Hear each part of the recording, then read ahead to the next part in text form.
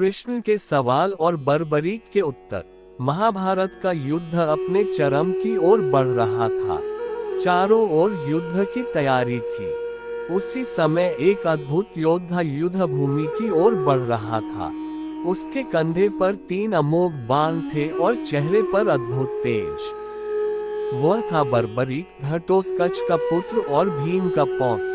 बर्बरीक ने अपनी माता अहिल्यावती से वचन लिया था कि वह युद्ध में सदा कमजोर पक्ष का साथ देगा और अन्याय को समाप्त करेगा। जब श्री कृष्ण को बर्बरीक के आगमन का पता चला, तो वे समझ गए कि यदि यह योद्धा युद्ध में उतर गया, तो महाभारत का पूरा संतुलन बिगड़ सकता है। तब श्री कृष्ण ब्राह्मण का वेश धारण कर बर्बरीक के पास पहुंचे। श्री कृष्ण ने पहला प्रश्न किया, वत्स, तुम कौन हो और युद्ध भूमि में क्यों जा रहे हो? बर्बरीक ने विनम्रता से उत्तर दिया, मैं घटोत्कच का पुत्र बर्बरीक हूँ। युद्ध में भाग लेने आया हूँ, क्योंकि जहाँ अन्याय होगा वहाँ मैं खड़ा रहूंगा।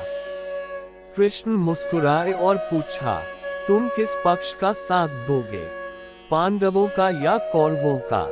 बर्बरीक ने बिना झिझक उत्तर दिया, मैं उस पक्ष का साथ दूंगा जो कमजोर होगा।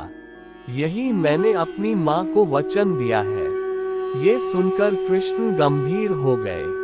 उन्होंने अगला प्रश्न किया, यदि आज कौरव कमजोर हो तो तुम उनका साथ दोगे, और यदि कल पांडव कमजोर हो जाए तो उनका?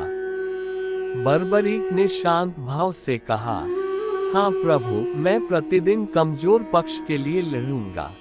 श्री कृष्ण ने तब तीसरा प्रश्न किया, तुम्हारे पास ये 3 बाण किस लिए हैं? बर्बरीक की आंखों में गर्व झलक उठा।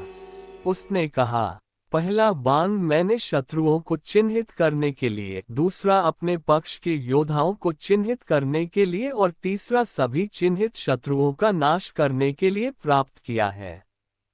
ये बाण अचूक हैं। कृष्ण समझ गए कि यह शक्ति विनाशकारी है। उन्होंने परीक्षा लेने के लिए कहा, यदि ऐसा है तो क्या तुम पूरे युद्ध का परिणाम बदल सकते हो? बर्बरीक ने नम्रता से कहा, यदि आपकी आज्ञा हो तो मैं अकेला ही इस युद्ध को कुछ ही क्षणों में समाप्त कर सकता हूँ। ये सुनकर श्री कृष्ण को लोक कल्याण की चिंता हुई। उन्होंने अंतिम और सबसे कठिन प्रश्न किया, यदि मैं तुमसे दान मांगूं तो क्या दोगे? बर्बरीक ने तुरंत उत्तर दिया, हे ब्राह्मण देव, क्षत्रिय का धर्म है कि वह याचक को कभी निराश न करे। आप जो मांगेंगे मैं सहर्ष दूंगा। तब श्री कृष्ण ने अपने वास्तविक स्वरूप का संकेत देते हुए कहा, मुझे तुम्हारा शीश चाहिए। क्षण भर के लिए वातावरण स्तब्ध हो गया, पर बर्बरीक के चेहरे पर कोई भय नहीं था। उसने हाथ जोड़कर कहा, यदि मेरे शीश के दान से धर्म की रक्षा होती है तो ये सौभाग्य है। बर्बरीक ने स्वयं अपना शीश दान कर दिया। श्री कृष्ण ने उसे वरदान दिया कि वह युद्ध को देख सकेगा और कलियुग में खाटू श्याम के नाम से पूजित होगा। इस प्रकार कृष्ण के प्रश्नों ने बर्बरीक की शक्ति की परीक्षा ली और बर्बरीक के उत्तरों ने उसके त्याग, धर्म और भक्ति को अमर कर दिया।